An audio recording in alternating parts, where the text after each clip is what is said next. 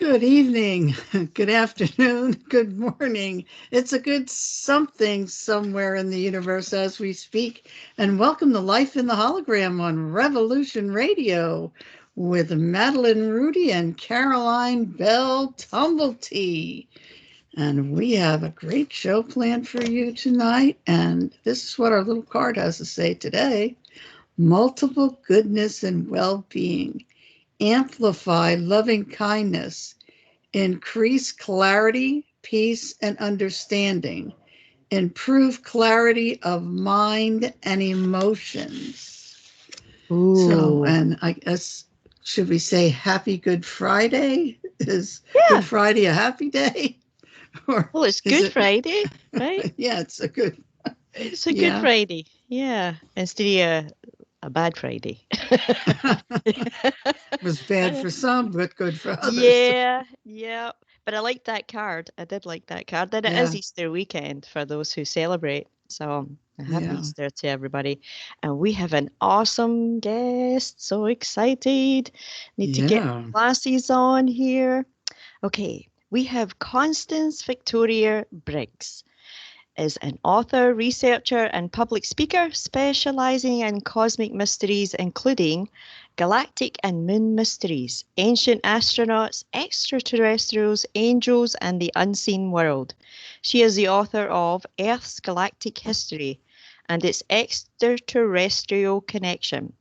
The Moon's Galactic History, a look at the Moon's extraterrestrial past and its connections to Earth. The Encyclopedia of the Moon, mysteries, secrets, conspiracies, theories, anomalies, extraterrestrials, and more. Encyclopedia of the Unseen World, the ultimate guide to apparitions, deathbed visions, mediums, shadow people, wandering spirits, and much, much more. Encyclopedia of God and an A to Z guide to thoughts, ideas, and beliefs about God. The Encyclopedia of Angels and an A to Z guide with nearly 4,000 entries. Briggs is a regular invited guest speaker on numerous radio shows, podcasts, and YouTube shows. Some of the prominent shows Briggs has been featured on include Coast to Coast with George Norrie, The Leak Project, Earth Ancients, Broadcast Team Alpha, Forbidden Knowledge, Spaced Out Radio, and others. Briggs has also been featured in Shadows of Your Mind magazine and UNX magazine. Briggs has been a speaker at conferences such as Total Disclosure, Inner Truth Summit, and Watchers Talk Humanity. Unplugged Conference. Briggs has also been featured in the Women on the Fringe anthology due out in spring 2024. It is Briggs' goal to investigate the mysteries of the universe and how they connect to humanity. And I'll let Constance Victoria Briggs give out all her information, so that everybody can know how to reach her. And I welcome Constance. Yeah, welcome, Welcome. welcome. Thank you. Thank you, ladies. Thanks You for having me here this evening. Oh, absolutely. Tell us how you got involved with all of this. And you keep writing all these wonderful books. My gosh. Yeah, you know what? I have two adult children now. I have time on my hands to write down everything I've always wanted to write instead of going to baton practice and all of this, stuff that you do when you're growing up and all the activities. So, yeah, I've got time to write, so I'm writing. Um, so basically, I started out as a author of spiritual and metaphysical books. As you said, I dealt with angels. I wrote a book about who and what God is, and the Encyclopedia of the Unseen World. I loved, delving into those topics and finding out what lies beyond, death and, who's out there. But my passion, I mean, that was a passion, but my greatest passion has been dealing with the cosmos, the Hmm. idea that we're not alone in the universe. And if we're not alone in the universe, I wanted to know who and what's out there mhm. and how it affects us. Yeah. Yeah. These are big questions. Yeah, that's how I started, trying to Hmm. answer questions. I don't like to be in the dark. I like that. Yeah. Did you have any visitations? There is visitations and there are visitations. And so I can say that I have always had what I believe are spirit guides around me. I've always felt them. And, I've had, I feel like they're around me and they, like many of us, they are guiding us and giving us information. If you mean, did my spirit guides, sometimes I call them my star guides. These days I'm calling them my star guides. They haven't made a physical appearance lately.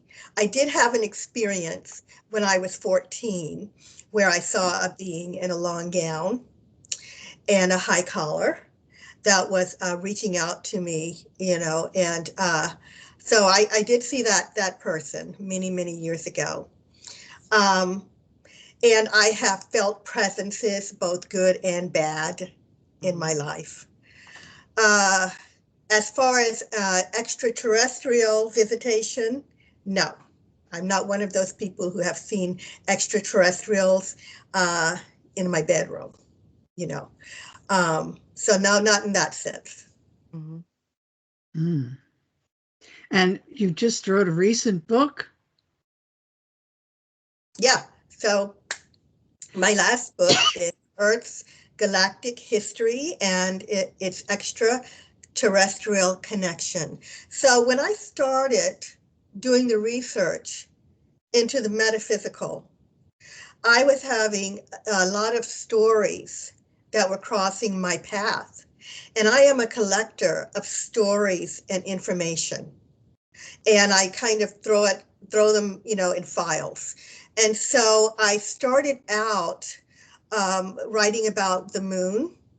Yeah, I was having, when you have research, things were coming through past my desk and all of this. And that was my first venture into the cosmos and writing books on them. I wrote the Encyclopedia of Moon Mysteries, the moon's galactic history and its extraterrestrial connection.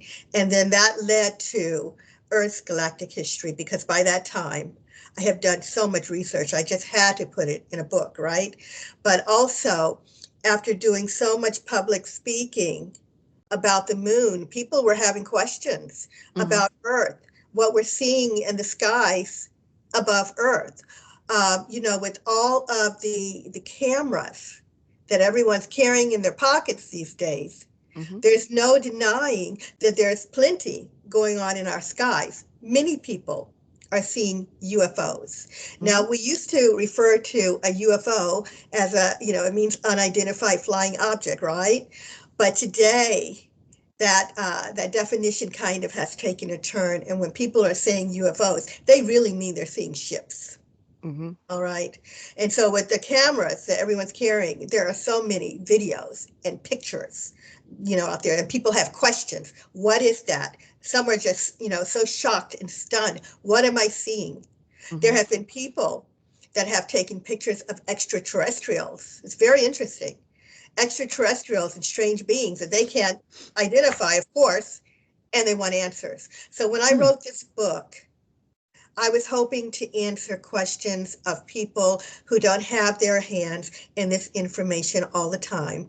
I wanted to take them back to the beginning of our humanity's history, when we actually have writings and drawings and information about being visited way back when, and confirmation and evidence. And I brought that right up until today. And so I kind of took people on a journey of this, and they have questions. Hopefully they can look at that book and get some answers. Yeah. So in what way do you believe that Earth and humanity are connected to extraterrestrials? Wow. Yeah. So we have, like I just said, a long history of extraterrestrial connection.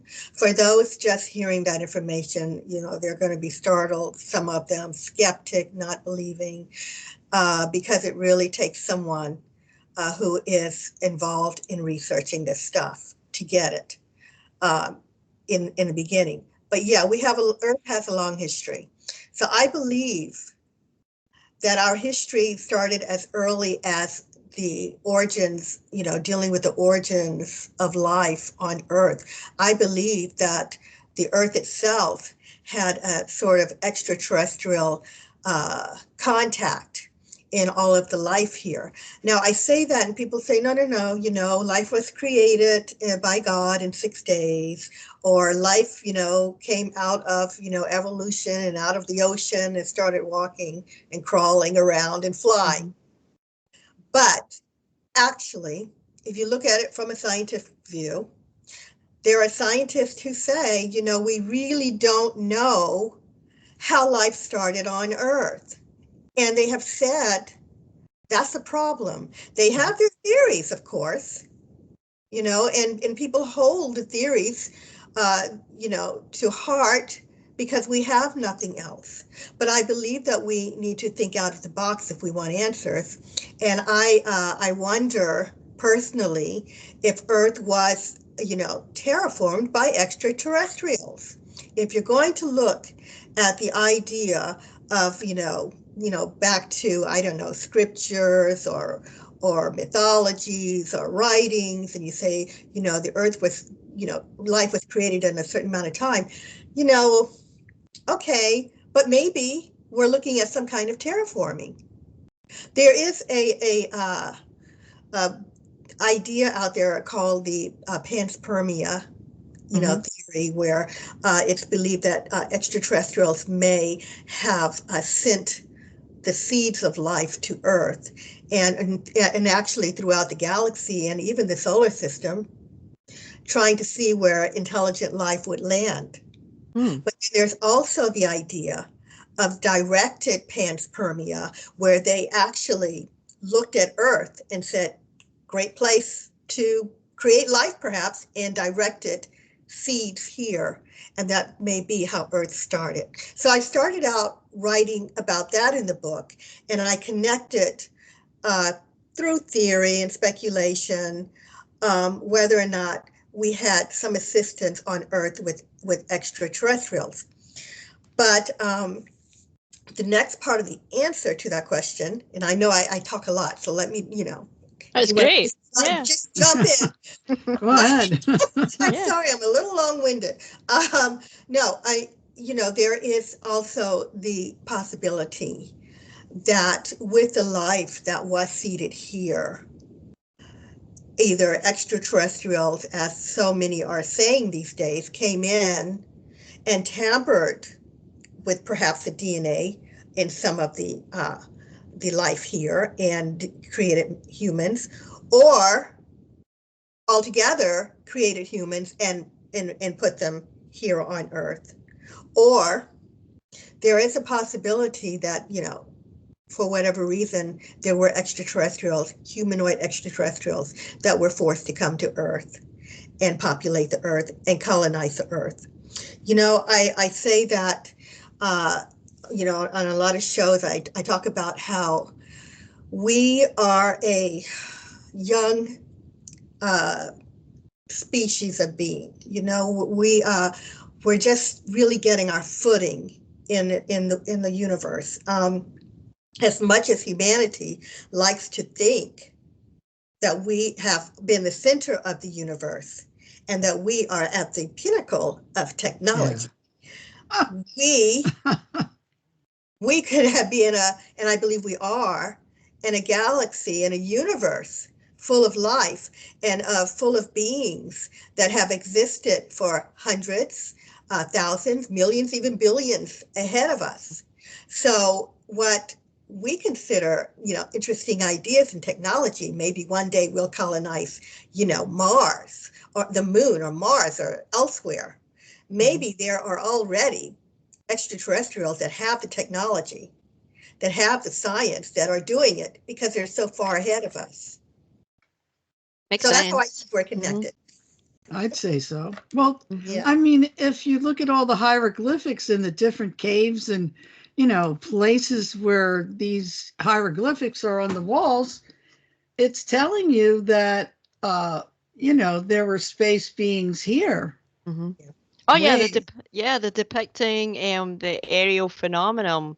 Like right. who is it? Jeff Wilwine. He covers all that, like the petroglyphs in the sky. Yeah, it's really interesting. And we can't be the most intelligent form here in this planet. I Mm-mm. can't believe that. There's plenty of people who do, that's normal for most people. I know. No. It's like, really?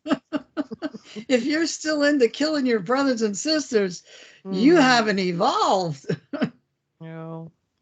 No, no. Spiritually, humanity has issues, and that is a theory, that extraterrestrials may be avoiding us. That's a Hmm. theory until we can get our act together. Like you said, we're still in the stages of primitive warfare. We Yeah. have cell phones that we can carry around with, this tiny computer, but we're still killing each other, and they think it's okay. They think that's right. Casualties of Mhm. war. It's a war. It's casualties of Mm, war. So it's okay to kill them. no. In every war since the beginning, there has been that thought. That thought hasn't changed. You still hear it. So there is a thought that extraterrestrials are waiting for us to get together, to get ourselves together. I don't know if you've seen these comical memes going by where on the social media where they show extraterrestrials in ships and they're flying by and they're like, okay, there's Earth, lock your doors. Right. Keep flying. Right. Yep. Pretend No like you've not seen intelligent them. life Yep. form abort the mission. Get us out. Right? Jeez. Yeah. I can elaborate on that a little if you like. Yeah, Sure. go ahead. Have an interesting story to tell. So there is a gentleman, and you ladies may or may not know of him. He's been around for many years giving lectures. His name is Alex Collier. Hmm. And he is an ambassador to the Andromedan race of extraterrestrials out there. And one of the things that I found fascinating is that they told him if we, basically don't get ourselves together, that extraterrestrials are waiting for us to grow up. Hmm. And if we don't get ourselves together, they're going to have to, do some kind of intervention. They're holding off in the galaxy. Maybe the hierarchies are holding off, letting us know about them directly, having, mass contact or first contact, like we've all wished for that we see in the movies. But they're saying they may have to step in sooner than later because, we're destroying the earth and we're destroying, Each the planet other. life. Yeah. Yeah. Hmm. And they may have to let us know sooner than later that they're out there, and that if we don't grow up, there may be consequences for us. Now, who Hmm. knows what that means? Right. But it is an interesting thought because the idea, he said, is that we, with like nuclear weaponry, we can affect the rest of the galaxy Hmm. and other worlds. Oh, yeah. Hmm. So, what I might don't the even know why they let our spaceships go out to the moon or to Mars. If it was me guarding the galaxy, there would be some kind of belt around there where these folks can't get out. I think that movie, The Day the Earth Stood Still, like when they have like that big robot that's there and they're basically there to kind of judge the Earth. I think of that movie. Is it The Day the Earth Stood Still? I think that was the name, yeah. I Well, don't what do know. you Yeah. know what's going on in the moon? I mean, I've read a couple of articles where it's saying there's all kinds of different species on the moon already. Yeah, the moon is so interesting for me because, like most people, I grew up thinking that the moon is just this beautiful dead rock in the sky. Hmm. And, in my research over the years, and I learned that, yeah, there's someone up there. And that was a shock to my system. I'm like, I'm living my life on Earth all those years and I didn't know. Well, basically, I've written 2 books on the moon, and yeah, so there could be one race or several races on the moon. And the thought is that perhaps extraterrestrials came in with the moon. Apparently, there is the idea that the moon is not natural and that it was brought in to Earth's vicinity to perhaps aid Earth in developing life, or it was brought here for other reasons that we don't know with someone on it. And so when the Apollo missions went up in the 60s and early 70s, or did they? Sorry? Did they? Or did they? Right. I would say, don't need the Apollo missions to convince us that there's someone on the moon. That's just, icing on the cake. So, if they did go, and I believe they did, then they brought back rocks and things that were examined by the scientists. And there were a couple of scientists out of Russia who wrote a paper on the moon, and they basically said that they feel that the moon was a ship that was brought across the universe and placed here, that when they looked at what the moon was made of, that this wasn't, natural. And it looked like some kind of, it's got a very strong hull, impenetrable hull. All right. And they actually stated that they think there's engines in there and all kinds of equipment. Yeah, they think there's a lot of things inside. For people to survive. So one theory is that the moon is a generation ship that is designed to look like a natural planetary body, for whatever reason. Maybe there's some nefarious, ETs out there that would have bothered it, but that it was artificial looking, so it wouldn't be picked up on that people were in it, and that it was a generation ship that came across the universe. When I say generation ship, meaning that there have people in it, and some people died and were born, and then it took a long time to come across, perhaps. And that's what they were saying. These scientists put their reputations on the line in the 70s, and they were Russian scientists, and I don't believe that they would have come out with some wild theory if they didn't have what they thought was evidence. And they said that it was Apollo missions that convinced them of that when they looked at the fact that the moon reverberated for, hours, and it shouldn't have done that. It shouldn't be hollow. Even NASA said it at the time. They said, we don't know what's going on. The moon shouldn't be shaking. When they crashed a ascent stage, part of the lunar module. They sent it into the moon, and it said, you remember, they said it rang like a bell. Well, they said even the NASA scientists said that shouldn't be happening. So that's the short of it. They think that someone is in there, and they may have come across. Now, the question is, when they came across the universe and they parked here, did the extraterrestrials leave the ship and some of them come to Earth? Okay. And the other thing is, because we have found so many structures, we have found structures on the moon since the beginning, with them sending up the lunar orbiters. They were finding structures. Richard Hoagland and Michael Barra wrote a book. They wrote books on this, and they found these structures. Some of them look like partial structures, and there were other things, buildings, something that looked like a satellite, towers. So those are there. And people are still finding things today because of all the cameras. So we have those partial looking structures as if there was a war on the moon. And then we also have structures today where we're seeing buildings and roads and tubes and all kinds of stuff. So, it could be the same beings that came in with the moon, or the moon could have been vacated many years ago and someone else came in. We just don't know. Right.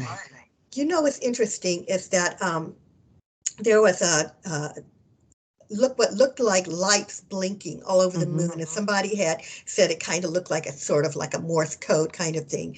And the question was, are there beings on the moon that were trying to let us know they're there? Are there beings? Go home.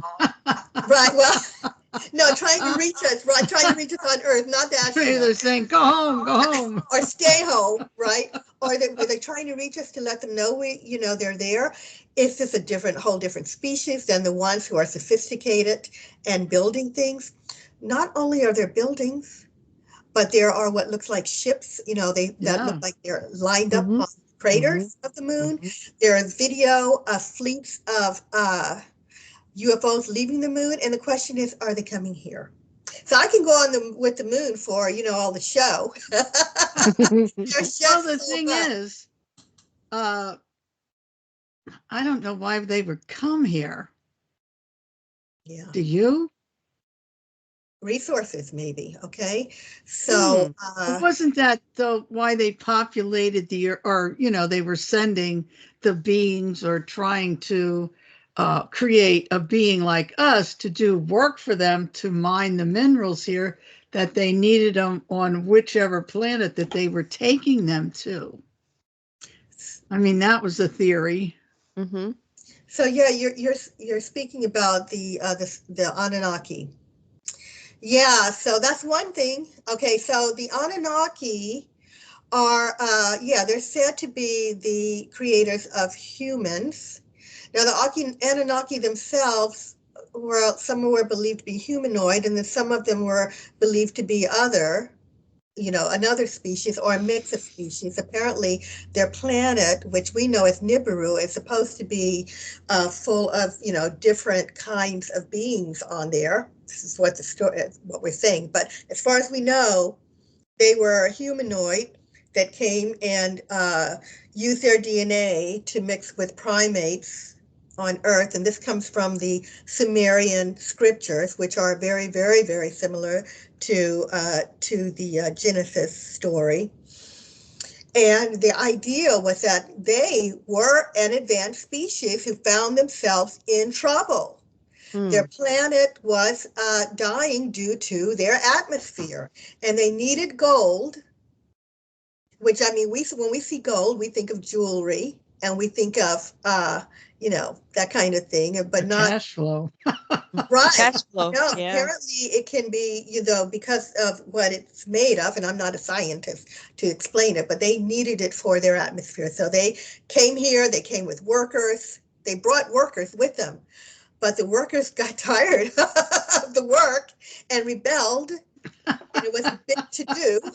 Sounds familiar. Mhm. It was a big to do. And so the two brothers who had come to lead this mission, their father had sent them from Nibiru, and apparently they were princes, and they had all this tech and science, and they were instructed, okay, create helpers. So they have the technology that we are trying to achieve today by cloning, and all of this AI, and creating, just trying to create life. Maybe we are some kind of sentient biological AI, right? But the But anyway, fascinating part is they want to create life, but they're trying to kill off the life they already have. you are so right, Madeline. Do you Isn't know that what I mean? It's like, why are you trying to create life if you're trying to kill half the population because there's too many? Yeah. That's a you, contradiction, isn't it? yeah, you can see it. I can see it. Caroline can see it. Mhm. Caroline, Yes, sorry. Caroline. Yeah. No, Caroline you're okay. can see it, but others can't see it. They're not even thinking about it. No, they're not. So anyway, as far as the minerals and the resources go, they had come to collect the gold, and they created humanity, and we were a slave race for a long time until we were freed, which is a long story, but we were freed in the end because of another upheaval and to do. But there has been a story in the news not too long ago. I saw that gold is missing on Earth. It never explained what gold where, but that we can't explain where some of the gold is going or where the gold is. So the question I have, that the article didn't, I have, if are there beings out there that are still collecting gold and taking it? And there was a theory that the gold is being taken off Earth and to the moon, because the Anunnaki is said to have been maybe the ones who brought it in. But in hiding it on the other side of the moon and then sending it off planet. That is a theory. And a speculation, and it does sound a little far-fetched, but there you have it. There it is. Another thing they are looking at or using is water. Today, there are people that have come forward and saying they witnessed UFOs taking water off the earth. Really? All right. And what are they doing with that water? Do they need the water, or are they studying, scientifically studying the water? And if they're taking that, what else are they taking? Well, we all know the stories of the abductions, which I don't spend a lot of time talking about. I find them so utterly disturbing. And I don't like to, maybe do them an injustice of what people went through, because I haven't experienced that. But that has been a thing of the past of, cattle mutilations and abductions and that kind of thing. So it's my understanding too, and I heard a lady say, a ufologist say the other day, that that's not true, that they're still going on, but I have heard that they stopped. I don't know for sure, but I haven't heard anything lately about abductions currently, but there is a lot in the past. Putting that aside, what else might they be taking from the earth? I have a story in my book about a strange looking antenna that is in one of the oceans, and nobody understands where it came from or what it's there for. And, something that it could have been placed there by extraterrestrials that are, using it for, something going on in the ocean. There's some strange holes being found at the bottom of the ocean. Maybe they're, taking things from down there. So, yes, they might be using Earth resources.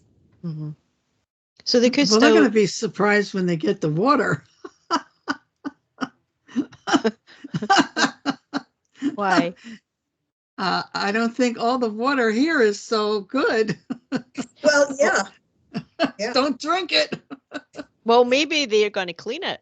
Oh, good. Maybe it's no all downhill. Well, I had that thought too, but don't be surprised if they, investigate it. Go ahead, Caroline. You had a question. No. I like that.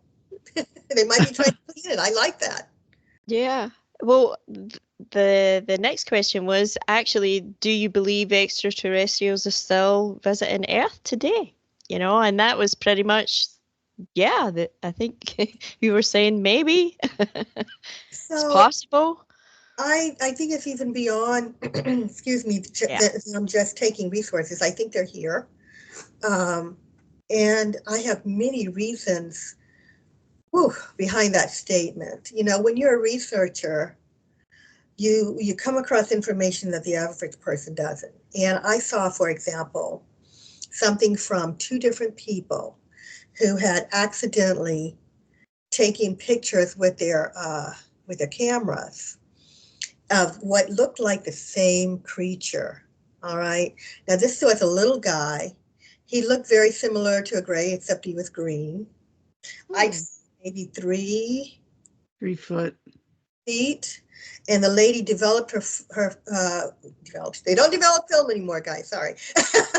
The lady saw her picture on the phone, and she had gone on social media and posted it. And, there's so many stories. I don't believe everybody's lying. Okay. People might say, oh, it's a fantasy. They're making things up. But guys, we have so many stories, right? And people are doing this for what reason? They're not getting money or anything. Anyway, she took this picture and she said, I saw this crossing the road. I just, it's crossing the road on my picture. I can't believe it. And then I came across someone from another part of the world who had a very similar picture saying almost the same thing. 2 different areas. So I could see it. Now, they may not, of course, see it. But when you're doing research, you're looking at all this stuff, and I'm like, oh my goodness, that's the same creature. And then there's this other creature. I don't know if this is an ET or something from Inner Earth. If they're white, and I've seen them so many times now on video, and people are capturing these things. They may have originated here, but here's an example. They look very ET-like. They're white and they crawl. And they move very fast. They are crawlers. They look humanoid, but they're crawlers.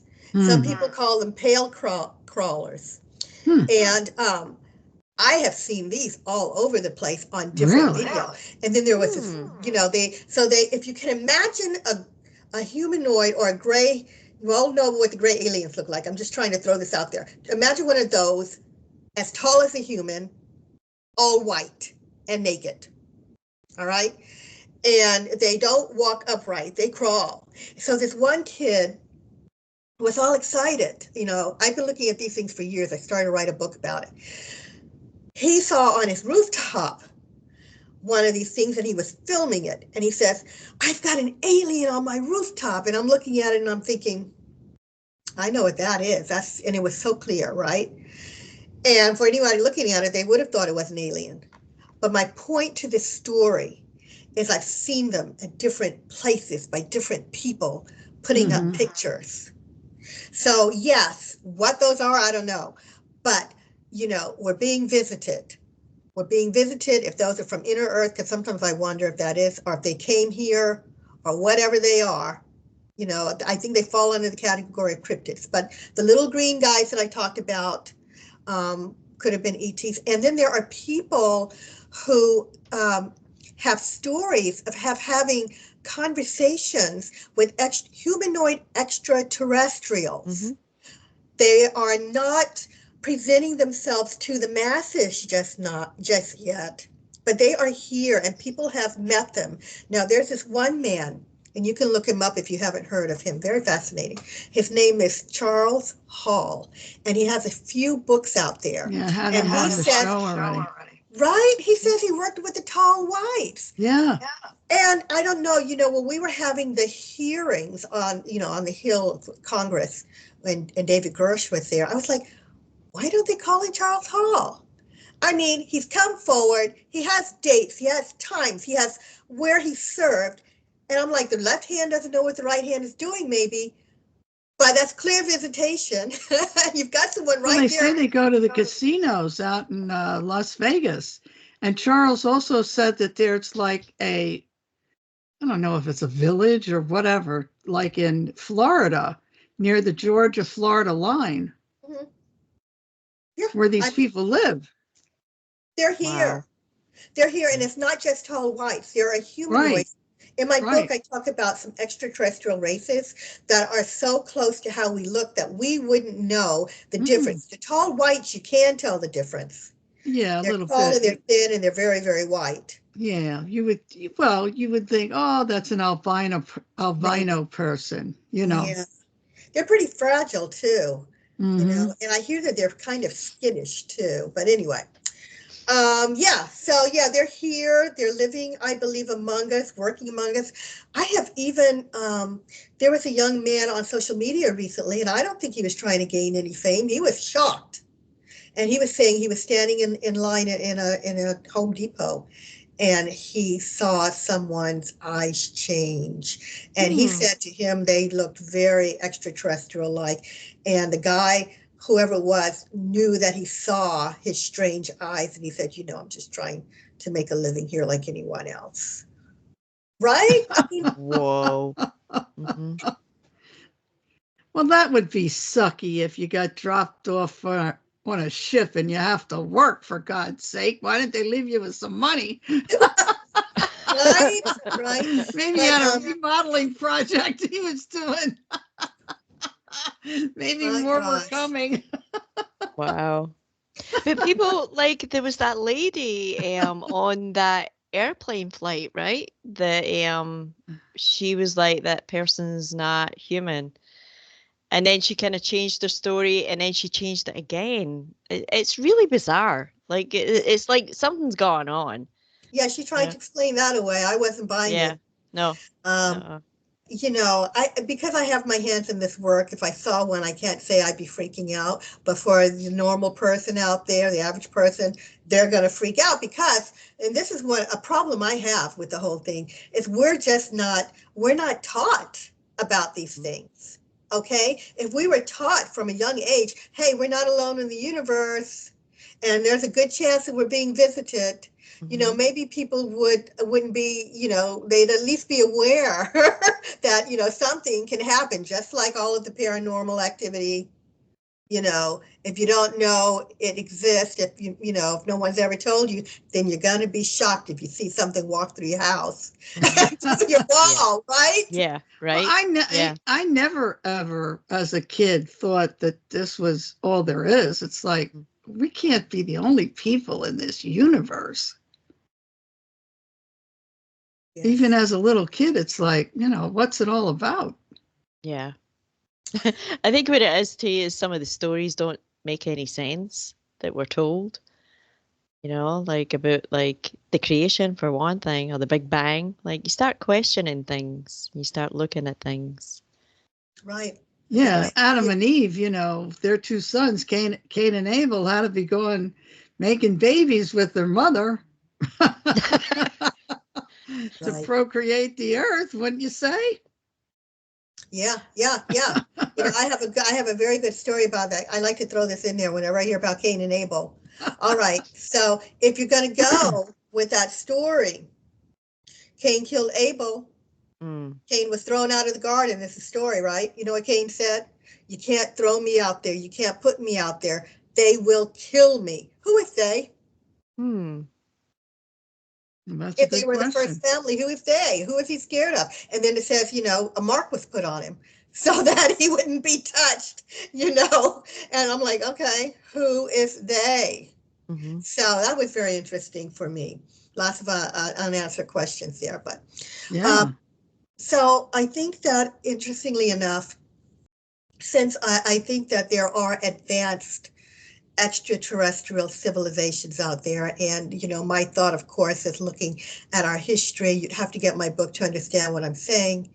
But, getting, a whole history of UFOs and obviously beings with advanced technology, if they are worlds, governments to themselves, just like on the moon, there may be, the moon itself may be a foreign country with a Mhm. government and, Mhm. all this going on, then they've got the technology to travel space, and they could be coming to Earth, on a field trip to study some new planet. There's a Star Trek show called Strange New Worlds. Mhm. That was the whole thing with Captain Kirk and his gang. They're, going out to discover strange new worlds, and the new show is called that. Earth could be the strange new world for other beings. Other beings could be traveling and exploring, and they come here to check us out. They come here to, look at Earth. There seems to be several races. That could be one. Mhm. Of course, there could be those that would like to take over Earth, those using resources from Earth, but it could just be those that are scientists somewhere in the galaxy that Mhm. want to see this strange new world. So That's we can true. be visited for many, many reasons. Well, don't they have some kind of tribes like in South America and Africa Dogon. Yeah, where Dogon they tribe. and Australia where they have, interacted with extraterrestrials or space brothers or whatever you want to call them. Mhm. Yes. So, uh, definitely in ancient times, they, for whatever reason, ancient times, not even that far back. We've had stories of extraterrestrials communicating with these tribes, as you said.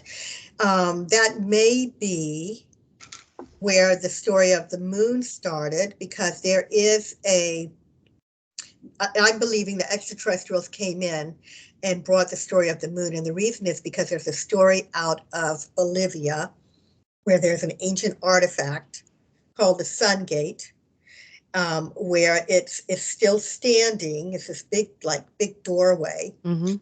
symbols and writings on it that talk about how the moon got here. Outside of the Russian scientists, they said this in this old artifact, that it was brought in and it caused havoc on Earth when it came into Earth's vicinity.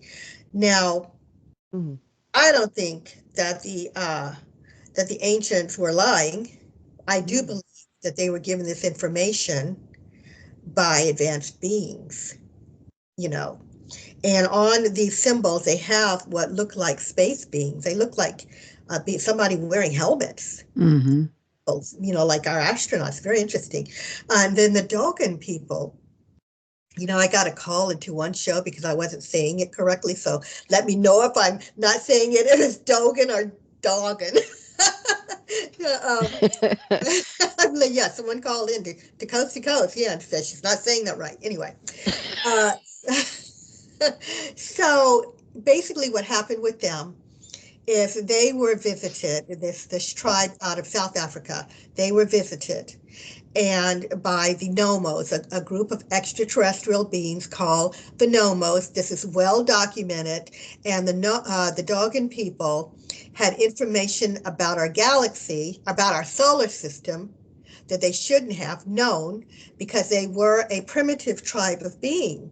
But they said they were visited by beings that came and landed. They described the ship, and they were saying when they landed, all of this, sand was actually kicking up and it made a noise when this thing came down. And these creatures came out of it and they called themselves the Nomos, and they gave them information about Sirius A, Sirius B, and a whole lot of other things that we didn't know ourselves, all right, until recently.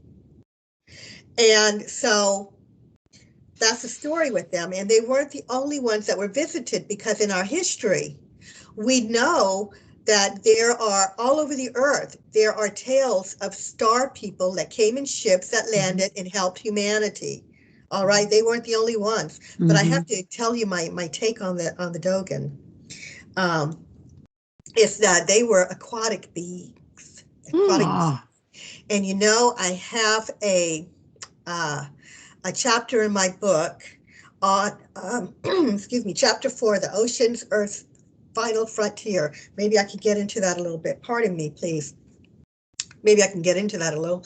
But these Dogon, I don't remember anywhere in the story, unless I missed it, that they left. I heard they landed, but did they leave? I don't think any of them left. No, I don't think so. Right, because my chapter is based on beings that have been seen in the oceans. Yeah, I think a lot of them are in all of the oceans all over.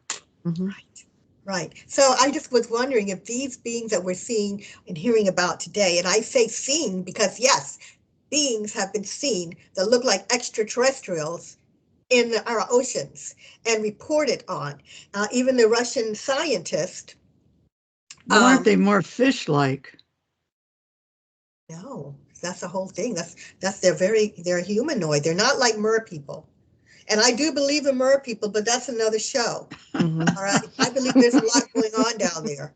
Oh, I think so. Yeah, definitely. If you want me to get into that, I will. This is great. We've got quite a flow here. Yeah.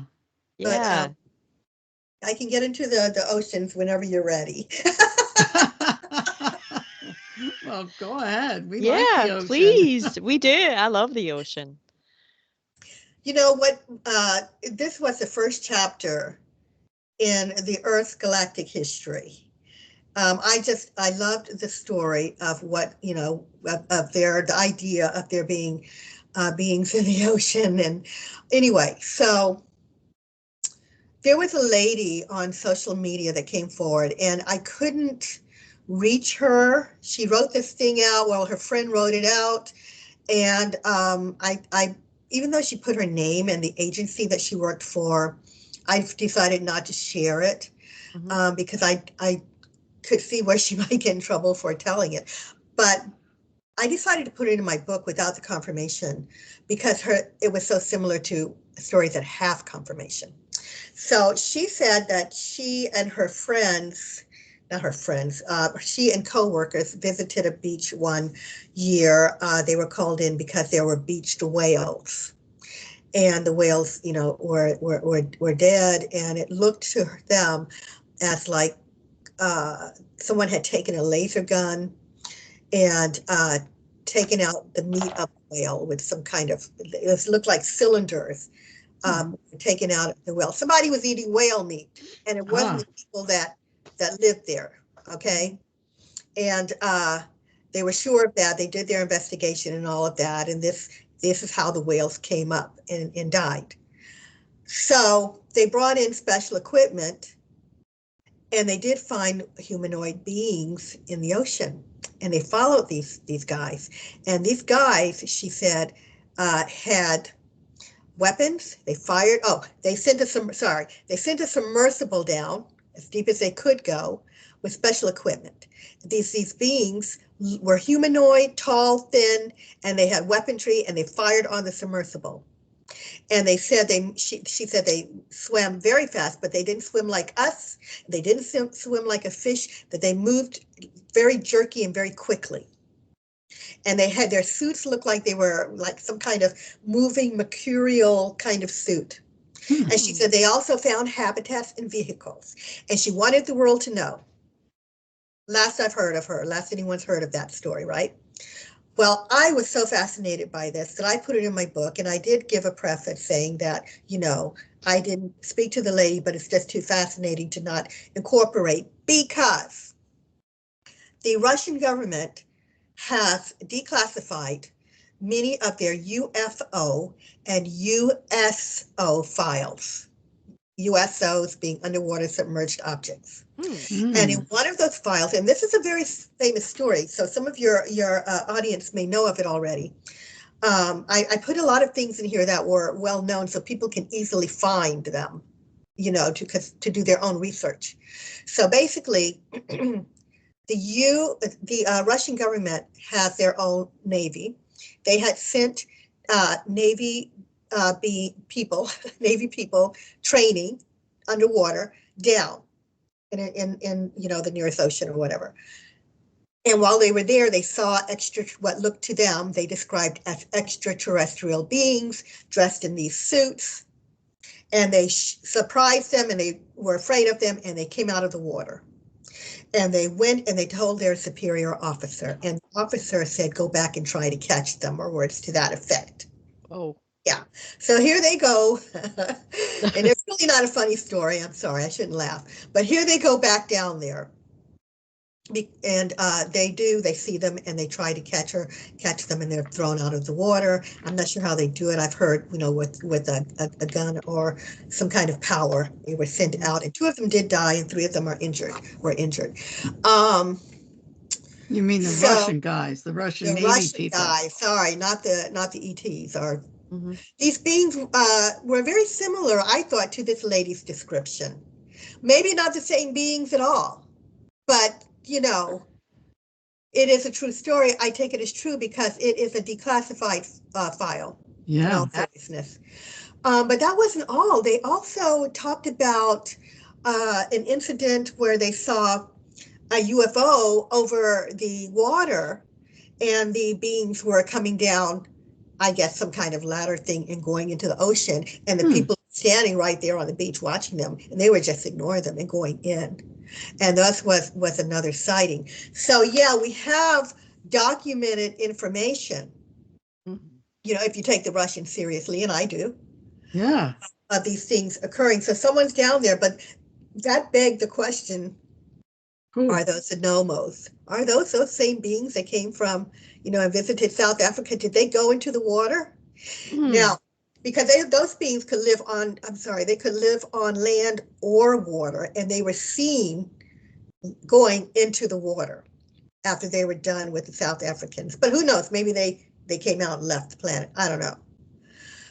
But the idea is that too, you know, we're seeing so many UFOs or USOs around water these days, all right? Half of the Russians' documents were about USOs. You know, people are seeing them go in the water and coming out. And they're getting closer views of the ships because they have to, you know, submerge. And it's not just the governments, it's people on beaches just out for a holiday. And there's people in ships seeing lights moving under the water, and the Navy seeing objects on their radar. Even Christopher Columbus talked about seeing what he referred to as lights or stars going into the ocean. Mm-hmm. Okay, so it's a thing, and I did put some locations in my book of where they can be found. I can't remember them all off the top of my head, but I can tell you that Florida, California, are in there as hotspots for U.S. Oh, so the idea is that there are beings in the ocean, possibly extraterrestrial or intraterrestrial. The intraterrestrials could be beings that have been here all along, which would still kind of be extraterrestrial to us, right? In a way, so I say intraterrestrials could have been growing alongside, evolving alongside mankind all of this time, or they may have come from space. Well, we're going to go out for a break. So, listeners, we're going to take a 6-minute break. You've been listening to Life in the Hologram with Constance Victoria Briggs and Madeline Rudy and Caroline Bell Tumblety, and we'll be right back.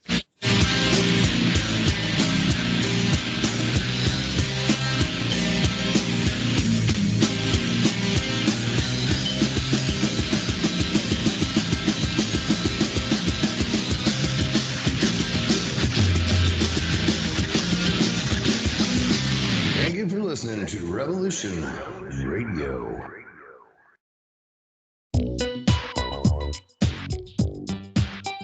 Join me on the Brian Rudy Show on Revolution Radio, Eastern Standard Time, every Tuesday night from 6 to 8. We talk about the four most vital things, in my view, affecting all of humanity. Number one is UFOs and aliens and their agenda for the advancement of humanity. Number two is the Jewish establishment's control over all aspects of human civilization. Number three, the truth about Adolf Hitler, how he was the opposite of what we've been told. Number four is advanced ancient global civilizations. Join me on the Brian Rudy Show, Tuesday nights from 6 to 8 on Studio B on Revolution Radio.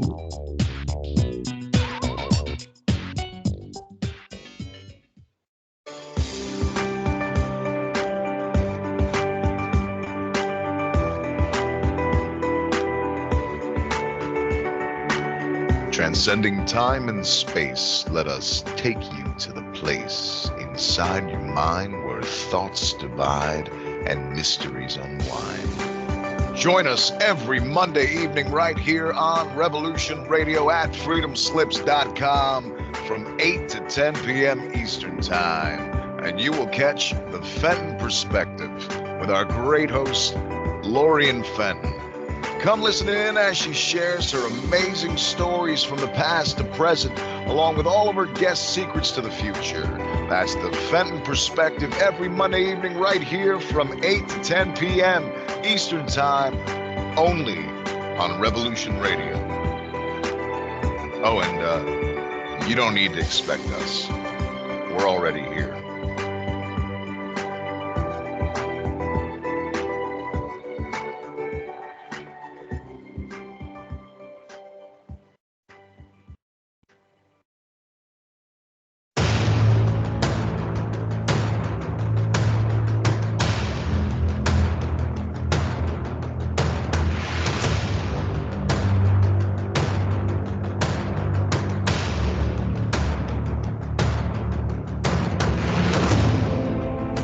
Tune in to the Family Industrial Complex podcast here on Revolution Radio, Studio B, every Wednesday, 4 to 6 p.m. Eastern Time. Get fit, empowered, physically, mentally, and spiritually.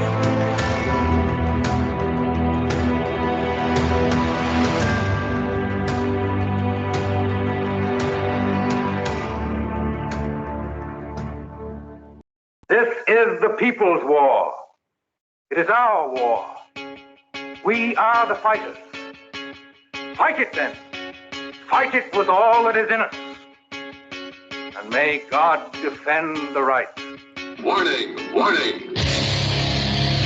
We gotta stop them! They're gonna kill us all! See how the trouble you've started? be they the government, be they industry, be they organized labor, be they anyone, or human being. Time when the operation of the machine becomes so odious, makes you so sick at heart that you can't take part. You can't even passively take part. And you've got to put your bodies upon the gears and upon the wheels, upon the levers, upon all the apparatus, and you've got to make it stop. And you've got to indicate to the people who run it, to the people who own it, that unless you're free, the machine will be prevented from working at all.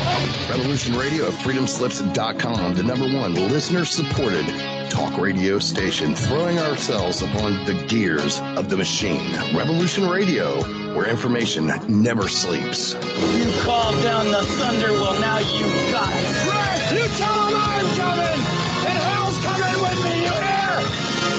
Hell's coming with me! Revolution Radio.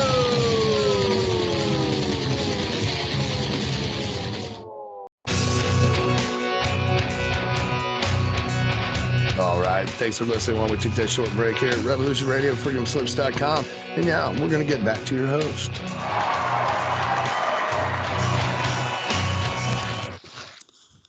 We're back, and you've been listening to Revolution Radio, Life in the Hologram. And we're here today with Constance Victoria Briggs and my co-host, Carol Bell Tumblety. And just to remind you, like they did on the commercial, that we are listener supported. So get your little donation books out and donate some money. If you're buying a Starbucks coffee, we're almost less than a Starbucks coffee. Yeah. So put that one cup of coffee in for a donation so you can keep us all on the air. And we have a live stream coming up soon. And we want to wish Caroline's daughter, Willow, a happy birthday today. Oh, thank you. Yeah, she's already in her bed. It's after midnight here in Scotland. Oh, she'd aged already. She did. But thanks for that, Madeline. And we have a terrific guest. Like, I can't believe how fast that first hour went. And we were talking about the oceans. Yeah, and we want to let you get some time here to promote your book and your website and everything that you do. You got lots of books. You can see behind her, she has 1 million of them. Yeah, I wrote all these, everybody. She's writing and writing and writing. Her fingers are getting sore. Tell the people how they can reach you. So my books are on Amazon, like everything, right? And or if you can't find it there for whatever reason, you can get it at Adventures Unlimited Press. I'm very proud to say that my publisher and editor is David Hatcher Childress of Ancient Aliens, and I'm just happy that they wanted to publish my cosmic books. So yeah, you can get them at Adventures Unlimited Press, Amazon. I do have a website, which is ConstanceVictoriaBriggs.com. If you have any questions, you can just send me an email through that. I spend a great deal of time on Facebook because I have pages up there, Moon Mysteries pages, where I talk about all of this moon stuff and post videos and pictures and stuff. That one's fun. I have Constance Victoria Briggs Galactic Mysteries. So that kind of covers, I just opened it. It's going to cover all the Earth galactic stuff and what's going on in, the solar system, what's going on Earth, all the weird stuff that, you might be wondering about. So, yeah. It's a good connection for people to reach out to you, and make contact with you. Yes. On Instagram, newly on Instagram, there's not much up, but I'm getting stuff up, and I'm trying to get stuff up on TikTok. Before they take it down. Yeah, they might. Yeah. That's new for me, but I'm working on that. Guy. Everybody's on TikTok now, and of course, it's poisoning the children's minds. Yeah, I don't know very much about it. I haven't spent a lot of time there. I've just been told, get an account on TikTok, and I still know I don't think that, poisoning our children's minds, and they're taking all our information. Mm. Like they already don't have it, right? Right. Right. Well, maybe it's not such a good idea to be on it after all. I don't know. YouTube is starting to do like these shorts. Like you can do Reels. like it's short reels where you can take like whatever video you have and just take like a little bit and just do like a 1 minute, 2 minute, like so that Yeah. kind of draw people in. Yeah. Yeah. I've actually started making recordings for YouTube. I forgot to mention that. Yeah, I'm trying Mm-hmm. to get a collection of recordings, and they're like no longer than 5 minutes. That's great. Yeah. Yeah. Mhm. It's I'm going to put them fantastic. up eventually, but yeah, I'm working on that. Multitasker. Yeah. My kids are grown. I can do it, right? Yeah. She's a busy lady. Yeah. So we went through the oceans. Now, like, how does the hollow earth theory connect to the extraterrestrials? Yeah, the hollow earth, you would think that it would end with the oceans, right? One of my goals in writing this book that I didn't mention before was trying to show how extraterrestrials have touched every corner of the earth. We are, it looks like extraterrestrial owned if you get into the research and the information. So there is someone down there, or more than one down, race of beings within the hollow earth. Now, again, some of these people, and I say people, or I don't know what they look like, but I imagine most of them are humanoid. Could be intraterrestrial, and they could have been there the entire time that we've been on the surface, or they could be extraterrestrial, where there again are beings that came from the galaxy and went inside the Earth. Now, it gets a little bit complicated because you'll say, Constance, well, which is it? How can it be both? It can be both. We can have, just like we're saying, we're being visited by extraterrestrials on this Earth's surface. There could be a group of humanoids that have been there the entire time, but also extraterrestrials came in, because number one, and this is so strange to some, is that it's looking like Earth is hollow in a lot of areas. The moon is believed to be hollow. The moons of Mars are thought to be hollow. A hollow planet seems to be a thing in the solar system, and who knows where else in the galaxy. One scientist said, it looks like we're living inside out. We're living the wrong way. That, there should be that we should be inside the Earth if we want to avoid worldwide catastrophes, such as being hit by an asteroid or a meteor, or some kind of devastating Earth-wide catastrophe, radiation, I don't know, the sun going nova, something. I mean, we've gone through a lot on this planet. The idea is that inside is safer. So you could have, very well, extraterrestrials that are escaping a dying sun, or who knows, some kind of politics on their world. Who knows? And came here and went inside for safety reasons, to escape humanity, to escape catastrophes. So there could be more than one group of people down there, just like there may be groups of extraterrestrials, not just in the waters, but are living around the surface that we don't know. We have not touched all areas of the Earth with our technology. There could be other beings here besides the tall whites and the Nordics. I hear there are Nordics here, which are similar to the tall whites. And although I hate to say this, there's reports of reptilian beings that came from outer space that are here, that have been here for years. They're thought to want to take over Earth, and that's a whole other thing. That they're here, and some of them are thought to be inside the Earth.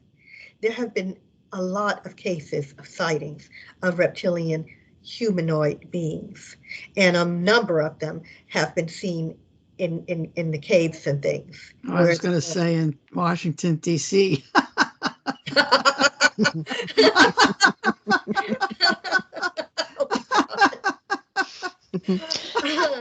Yeah. Yeah. Let me ask you this. Do you think they're getting into the hollow earth in Antarctica, or is that a whole different story? That could be one place, but from my research, I have learned that there are several openings around Earth, and that they could be coming and going, and openings that we haven't discovered yet or know about could also be out there. There's this one place in Vietnam. I talk about it in my book, and I can't remember the name off the top of my head. It's kind of a little bit complicated for me. But yeah, so this one cave is a world on its own. It was not discovered until recently, and the whole entrance has been there the whole time, but it's kind of covered over with trees and bushes and things. But this thing has its own ecology. It has its own kind of animals in there. It has a lake in there. It has pearls that are strewn about the ground. It's a world all to itself, and it looks like a kind of what we would expect inner Earth to look like. And it goes on for miles and miles and miles, and who knows where this thing ends. But it was discovered just recently, and that is an opening we didn't even know was there. So there are said to be other openings around Earth, and that beneath the Earth there are caverns that go on forever, and not just caverns around the world. We have found, and I don't know if they're connected to any extraterrestrials or intraterrestrials, but there are what look like cities that go on for miles and miles and miles. I don't know if there's a connection, but there are stories of people that have found their way into inner Earth, and they swear that it's there. The most famous case is that of Admiral Byrd, who you guys know is like a great story. I don't know if he was talking with intraterrestrials or extraterrestrials. We don't know where those beings came from. They just said they've been there forever, but I don't remember them saying where they originated. And he was a decorated military man, and he saw and spoke to these beings, and they told him that we needed to basically, again, straighten up, up here on the surface. We're causing all kind of chaos. There's another story of, so there's this man, he's famous for writing, I forget his name, I think his last name might be Shaver, I guess it's Shaver. He was writing the Shaver Mysteries. I guess that was the 1950s, and he said that he visited Hollow Earth and he came back and he based his books on this. And that was interesting. And so there were people that followed his lead to go down there to try to find their way down, and they did. And they said that they came across these beings who said they had been in inner Earth from the time of Noah, and or words to that effect, around some great flood, the Great Flood.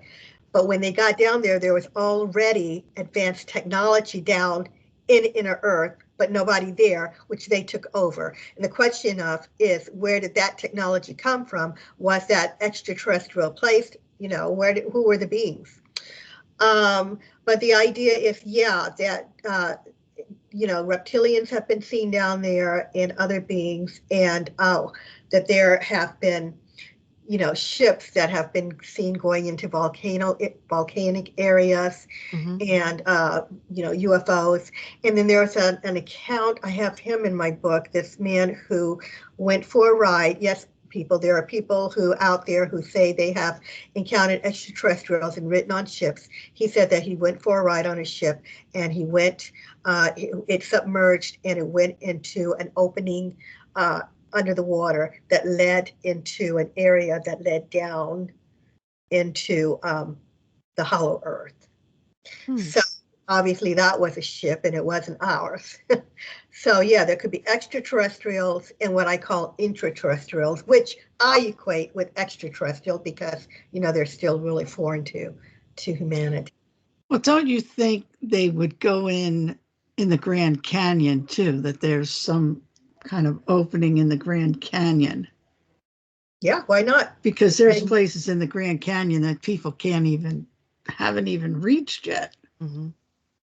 Yeah, and there's a lot going on in the Grand Canyon. I mean, they have found artifacts and things they're trying to cover up there, and there's also, cryptids, seen around there and be going on. And you don't know how deep this goes, right? I mean, here's what's also really interesting, ladies, is that a scientist a few years back located water beneath where we're walking above water, like they're saying more water than the oceans on Earth, and the valleys and mountains underneath.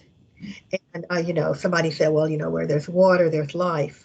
So it's not, we're talking about ships being seen going in volcanoes and disappearing behind mountains and things, and looking like they're going into, the submerged ocean. They may be going into caverns they're submerging and going to caverns under the water. Really, really interesting.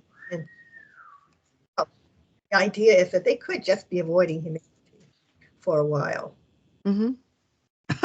For a while. I think they gave up on this group on the top of the earth. I don't know.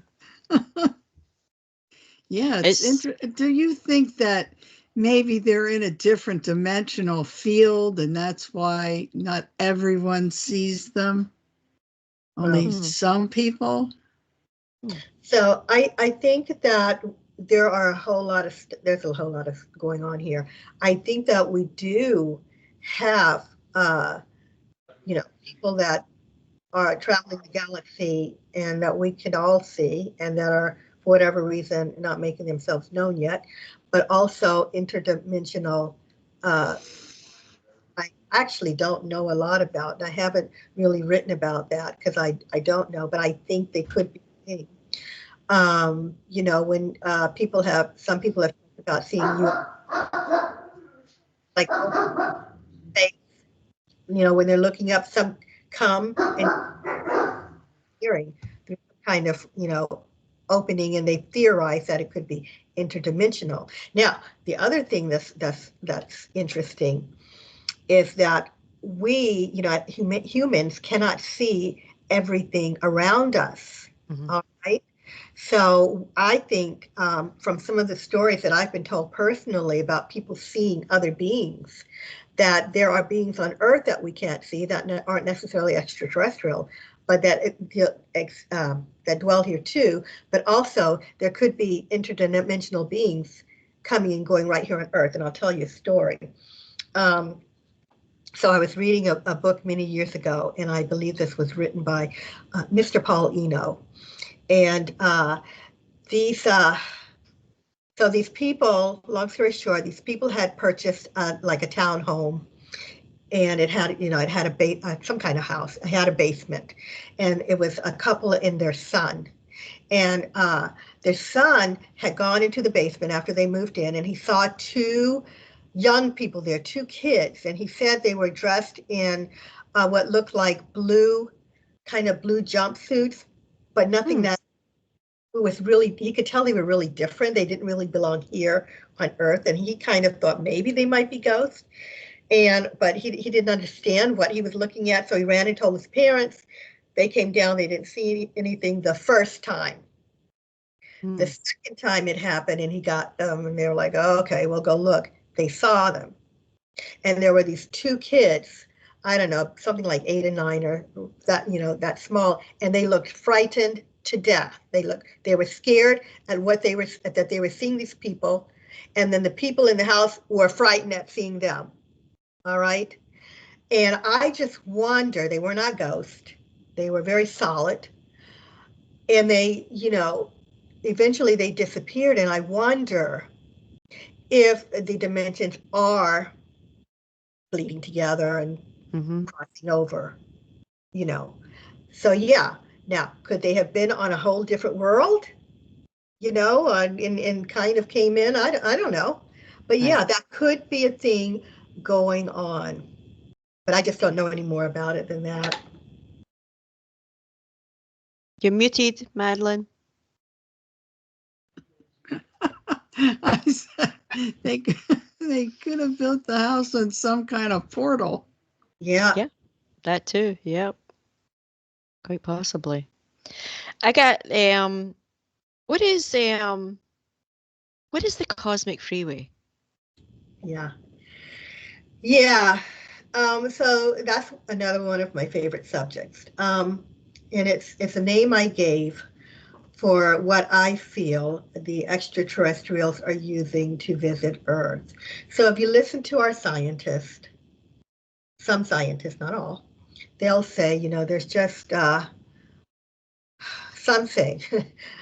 There's no way we can be visited by extraterrestrials because the universe is too vast.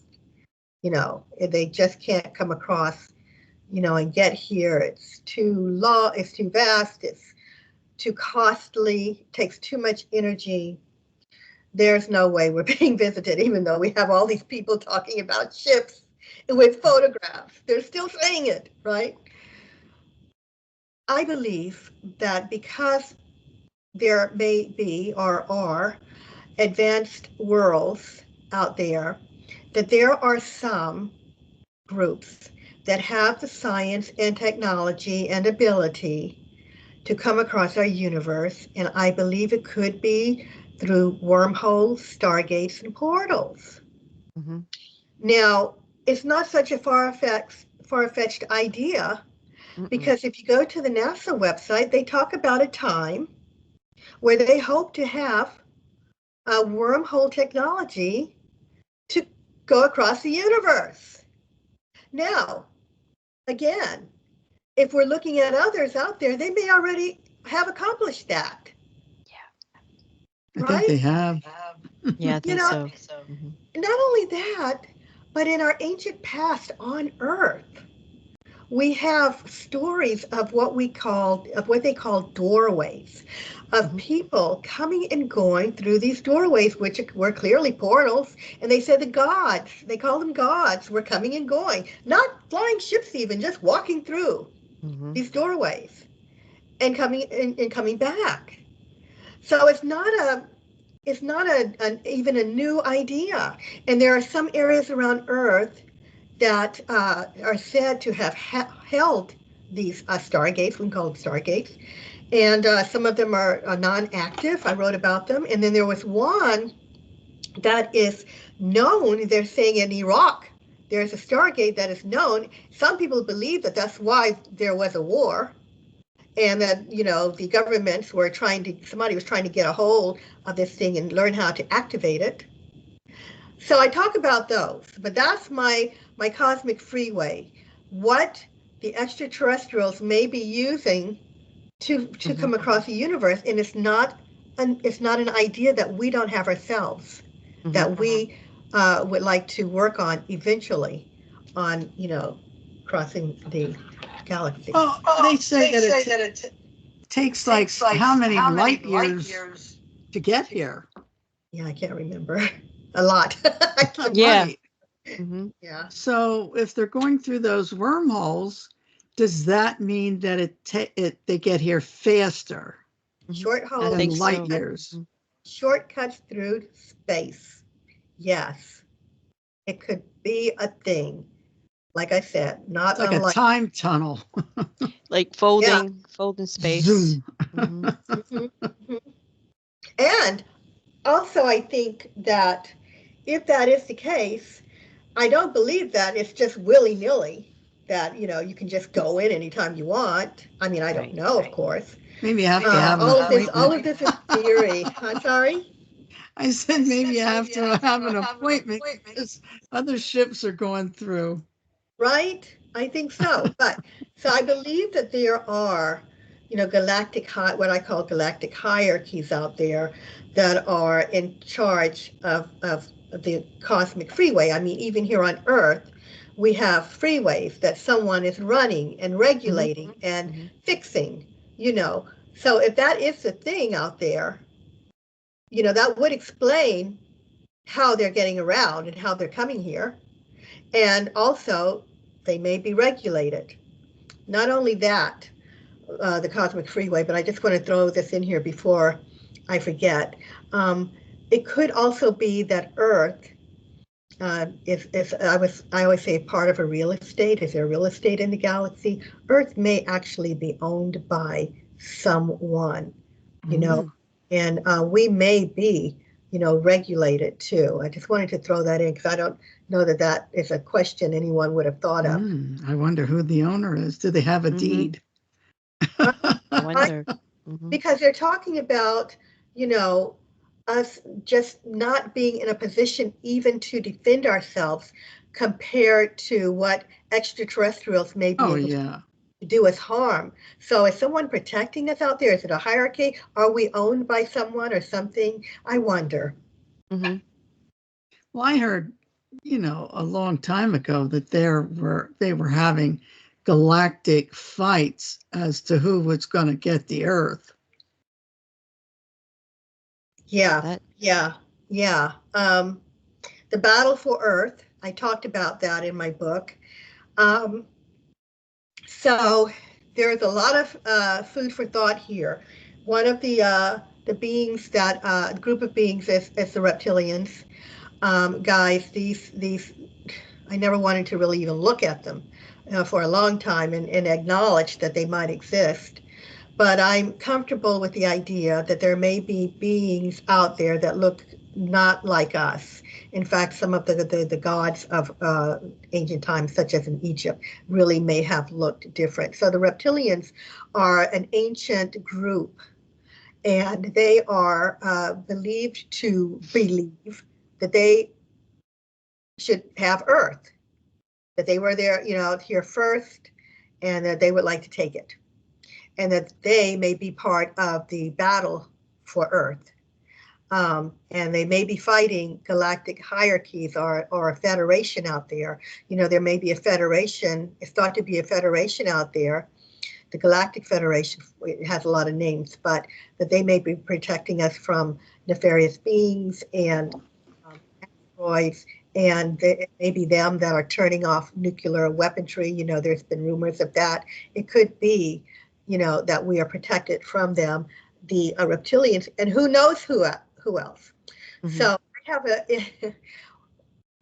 very interesting story out of, I believe it was ancient Greece. It could have been Greece or Rome, ladies. I get the two ancient histories mixed up. But the people in our ancient past were meticulous about keeping records and for future generations to see. And there is a story in there. In fact, there's a number of stories where during those days, and when I say ancient, I don't mean the days of the toga wearing. I mean, past that. in history, they were seeing things in space, UFOs in space. They called them flying shields because they didn't have a reference to UFOs and airplanes and things. So they called them flying shields. They were well familiar, you know, with shields when they went to battle. This is what they call them. So there are some records of shields fighting in the skies. Wow. And they recorded it. On one occasion, there was a group of monks getting ready for some special religious holiday. And they said that these things were clashing. They could hear noise in space. And, you know, they went outside and they could see a battle going on.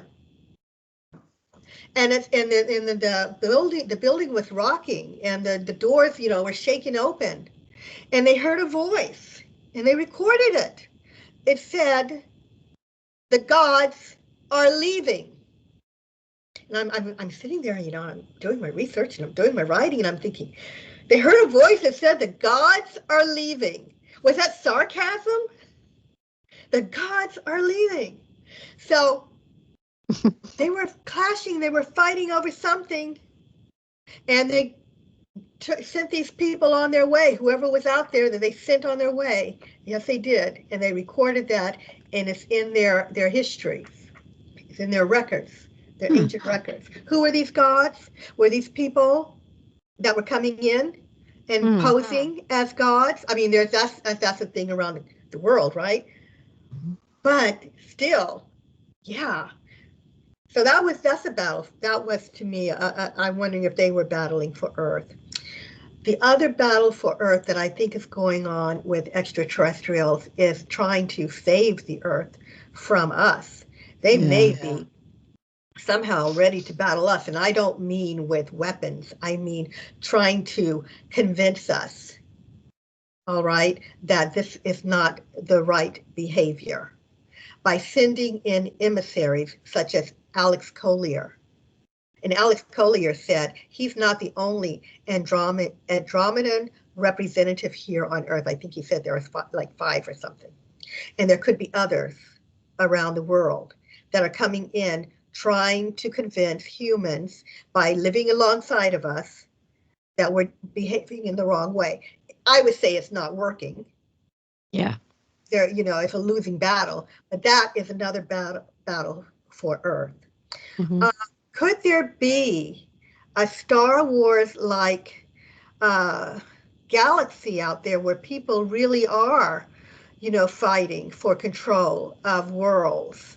My son told me he doesn't want to live in a galaxy like that. But I'm just sorry to say that it could be a thing. There were scientists, I think I wrote about this in my Moon book. There were scientists that talked about how they were seeing these weird explosions going on in deep space that shouldn't be there. And it looked like there was a battle going on in deep space. And not to say that they were battling over Earth, but just that they said that. It makes you really wonder, and also the Galactic Federation and a couple of others, also mentioned in my book, were born out of what is thought to have been a galactic war. And they said there wasn't peace, there was not peace in the galaxy for many years, and that these federations and alliances were created to keep peace. So there's stuff going on out there. Now, where do I get this information? Well, we have people who said that they are in touch with extraterrestrials. Even our government has been said to have had meetings with extraterrestrials. They have been around. They are here. They're just not known to your next door neighbor. And the other thing is that it said that they are using social media and the media in books in any way they can without interfering so much in our lives before they have to step in. They're educating us to the fact that we're not alone. They want us to know this, and some of the stories, like that of Gene Roddenberry, I always talk about this, my favorite. He was the creator of Star Trek, and he was said to have been sitting in on channeling sessions with extraterrestrials who said, with a lady who was channeling them, and these beings, these star people, said they were from different worlds, traveling on a ship, trying to keep peace, and they were here in Earth's vicinity, and he created, the idea is that he created Star Trek from those channeling sessions. And, this is the most successful science fiction series ever, right? And I'm a big Trekkie.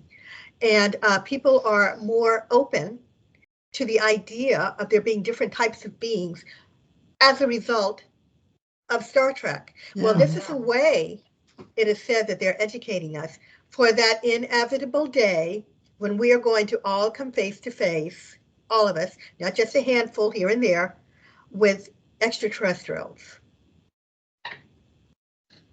Oh, I think we already have. I think we already have. I mean, like on a mass basis, a mass where, we will see the ships in the sky, or we will be introduced by the president, to this person. Well, it's everybody's fighting all around the galaxy, aren't they? Yeah. It's like, come on. Yeah. Get your acts together. Well, it's my understanding that for the most part it is peaceful compared to what it could be. It's not 100%, but everybody's not fighting. There are some worlds that have peace. That have peace, that don't know anything about this, that are highly evolved, like the Andromedans. They're a very good example from the information we've gotten. They are very peaceful. They are advanced with technology. They don't even use money. If you listen to the information given to Mr. Collier, they don't have like money. Everybody, has what they need, and they focus on learning, education, science, and the arts. But they're a peaceful world. I think we could be too. I think we could be a peaceful world if we focused on those things. Yes. Right. Yeah. Right. That's what some are working towards, right? Mm-hmm. Absolutely. Peace. I'm ready for it. Like this violence, this seems alien to me. Like this doesn't seem like I've always had that feeling though that that's not human nature. That something is added. It's no part of who we are. But this has been fascinating. I love this. I could listen to this like forever. Because I'm learning, it's a lot. It's a lot of information, a lot of research, and it's great work. So it is. So I'm going through your questions here. I want to make sure. Well, that's what I always said. Every time I have a guest on, I learn so much. Mm-hmm. Yeah. Thank you. Because a lot of people, they have different views and they've written different books, and there's always something new to learn. Yeah. It's like a big puzzle that we have, and it's like the pieces, like everybody's, there's like people like Constance is like giving us puzzle pieces to put together. Well, I do think that we need to think out of the box. Absolutely. And not just accept our, the traditional information that they are saying, we don't really know, but, they don't know how the moon got there. Okay, for example. So let's figure it out. Let's talk about it. They really don't. I grew up thinking that Earth had captured the moon in its gravity. Nope. They don't believe that. And then they had the big, forgetting the name. I'll call it the big whack theory. That's one name for it, where they believe that that a planet the size of Mars hit the moon, hit the Earth, and that the Earth was broken and spewed out into the universe and created the moon.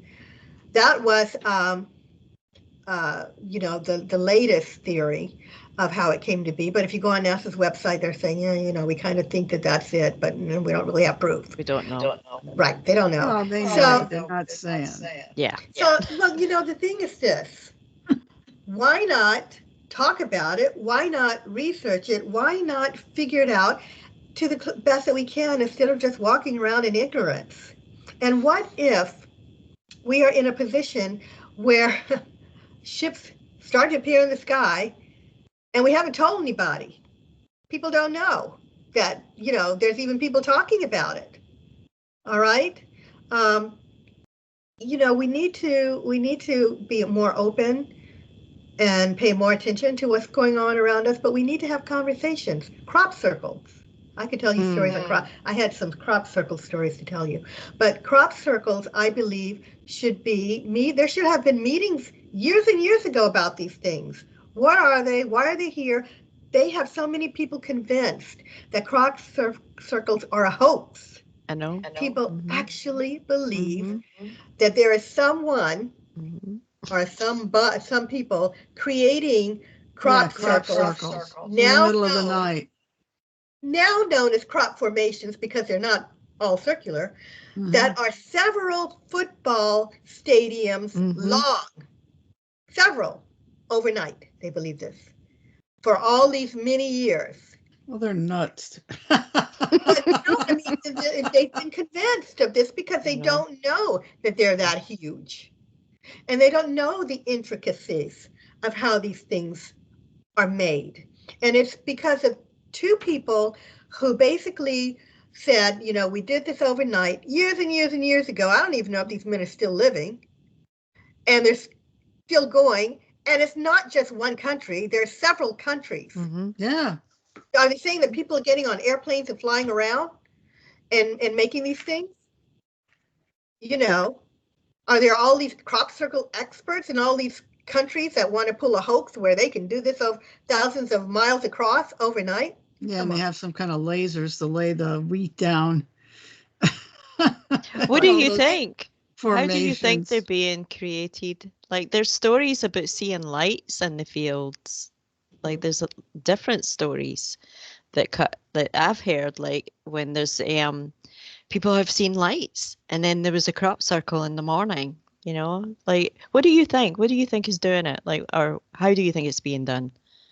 I know that story. At least one or two of them where balls of lights were witnessed. A couple of people were sitting on a hill and saw these things come up and kind of whip around and start making these circles.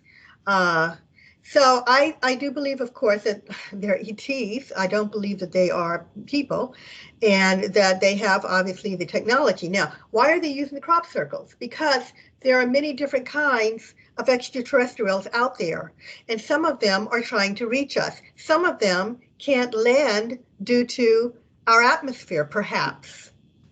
Some may be humanoid and they have the technology to be able to walk around Earth and live in our atmosphere, in our environment, and some may not. And so there may be those that are trying to reach us, and they are using the grain fields as some sort of billboard. Now, I wanted to tell you before we run out of time, in your audience, I have homework for your audience. They can go and look up the crabwood crop circle, okay? The crabwood crop circle, when I first saw this thing, I thought it was a hoax. I thought it was created by CGI or something. I can't tell you how long I went in my life without looking at it or taking it seriously, because crop circles are not my expertise. When I finally got around to learning about this thing, oh my God. So the crabwood crop circle appeared on August 16th, 2002. And this thing showed the head of an extraterrestrial. All right. He looked very much like a gray alien, although, I mean, people say it's a gray, but I think it kind of looked a little bit different, in my opinion. People can go and look at it, and you can just Google it, and it comes up. You know, it's not a big secret. The thing is huge, but next to him, he's holding a disc, like it looks kind of like a CD disc. All right. Yeah, and I see it. You can see the grooves in the disc where there's a kind of message written in there. And the message says this, and I'm going to read it to you. It says, beware the bearers of false gifts and their broken promises. Much pain, but still time. There is good out there. We oppose deception. Now, someone deciphered this. They were able to decipher or decode this thing. And that was the message. Who they were talking about, we don't know. Were they talking about a different group of extraterrestrials? Were they talking about the extraterrestrials that are rumored to have visited, you know, America's government and other governments? Because there is a rumor that did happen. Val Thor. Yeah. Thor too, yeah. And so maybe they were warning against that, but we really don't know. Maybe something's going to happen in the future. We don't know. Whoever they were doing their best to try to communicate with us. And they put a picture of themselves, and they put what looked like a disc or a CD there. We recognize that. And we were able to decode the thing. All right. Maybe they can't land. Maybe they can't come out. They're just a different form of some other beings that have been able to land and be here. And I'll tell you about another one. This one is called the Arecibo crop circle, Arecibo. Now, This one is a little bit more lengthy to talk about. It is in my chapter under signals and clues and messages. We are not alone, science signals, messages and clues. Anyway, talk about the Arecibo formation. Now, what we did, to make a long story short, because we're running short on time here, is we sent out from observatory in Puerto Rico and message into space. We do send out messages into space hoping to get answers. Well, this thing went out and it gave, it held all of our information about our DNA and the population on Earth and how we looked. And, you know, it was a kind of a strand of information that was sent out. They thought we would not receive anything back. And if we did, we wouldn't receive it for, I don't know, hundreds of years. I'm actually forgetting how long they expected, but it was a very, very long time. And if I'm correct, it was something like 25 years as opposed to, you know, hundreds. Mm-hmm. That they received a message back, something like that, something like 25. We received this message back in the form of a crop circle. I should say crop formation because it wasn't a circle. And they sent back their information, how many people were on their planet, their DNA strand or whatever you call that thing. They answered us. Mm-hmm. And, you know, for someone to say that is a hoax is just ridiculous because number one, it was such a complicated answer. You know, there's people not generally living around grain fields that, you know this kind of science and technology, but that's the way they answered us. And you can look it up, ARECIBO. That's an easy one to find. And that was a message to us about their world. I remember that. I remember it was they're different. Like they're different. They have it was different DNA strands. I can't remember if it was less or more, but I remember they gave information. Yeah, it's fascinating. I find it fascinating.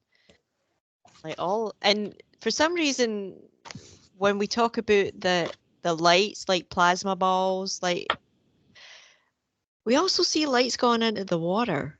You know, are we talking like the same, you know, or similar? You know, what's on the fields, what's doing the crop circles, could be going into the ocean, could be living in the ocean, could be living outside, you know, interdimensional, you know, so many questions. Fascinating stuff. And, you know, if people only really knew this information, then I don't think we would have, you know, any doubts out there as to whether or not we're alone in the universe and if we're being visited.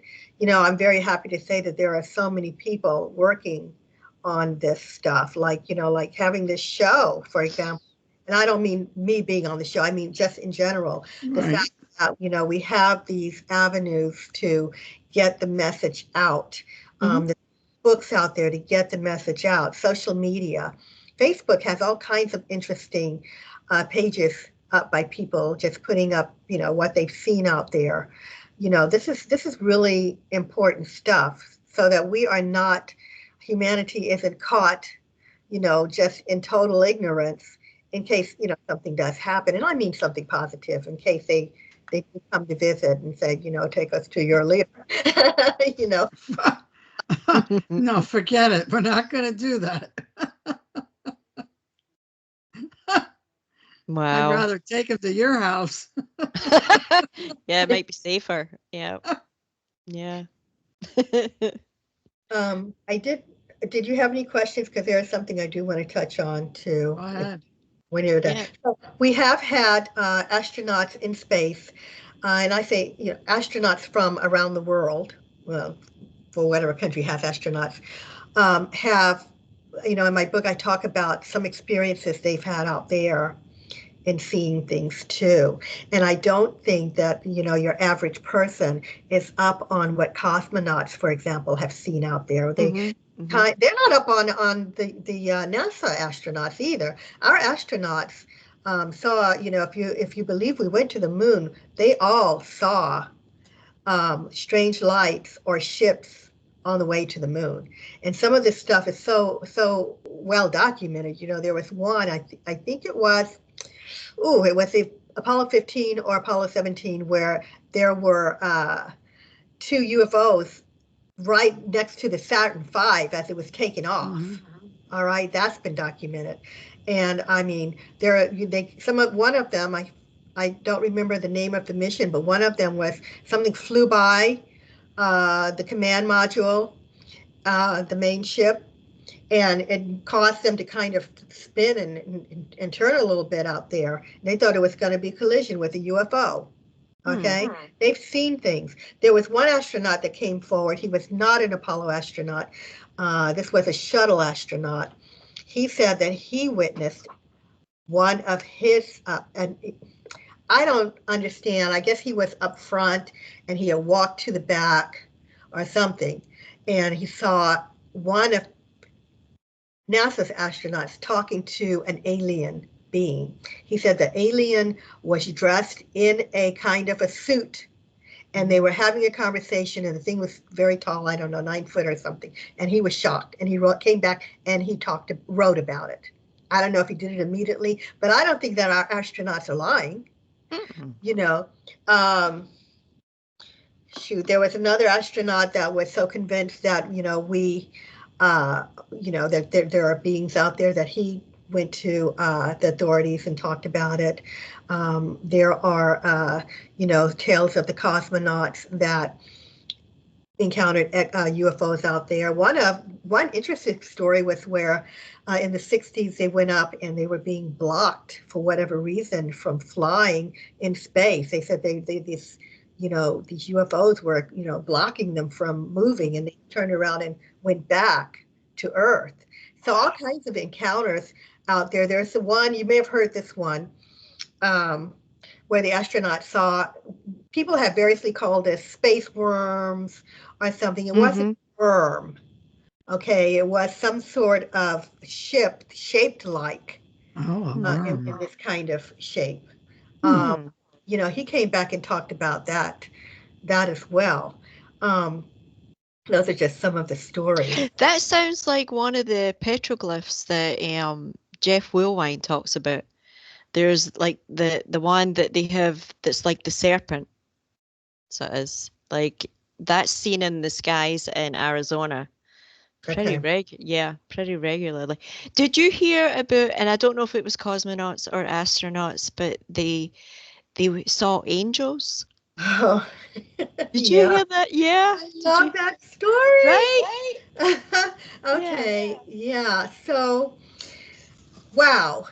The cosmonauts were on their ship, and I'm forgetting the name of it, but they, have their space thing out there, and they had 3 living on it back then. And yeah, they said this orange, the 3 astronauts witnessed this orange glow come through the portholes or little windows or whatever, and they looked out and they saw what looked like angels that were as large as jetliners, and they could see them really well. They could see the features, and these what appeared to be wings, and they called them angels.